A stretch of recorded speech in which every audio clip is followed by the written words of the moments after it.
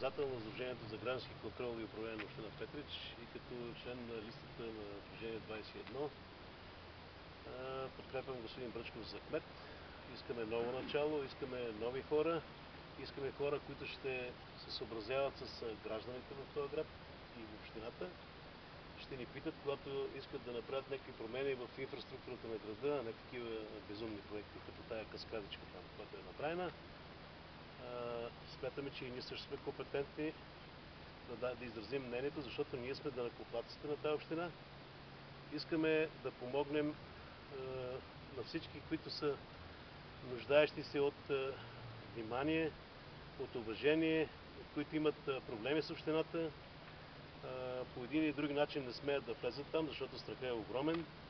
Там се влиза само с ако гласуваш за Велю или за другия там заместник, или ако поддържаш техната кауза, може да дадат там по 20 стотинки нещо, или по 20 лева, или какво ще дават.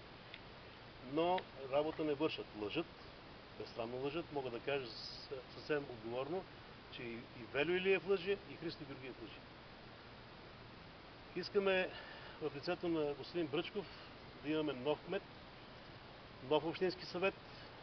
В наши лице, нашата листа, очакваме да имаме доста съветници.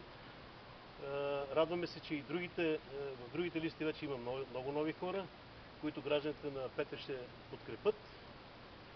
И с един нов общински съвет и с един нов кмет само напред.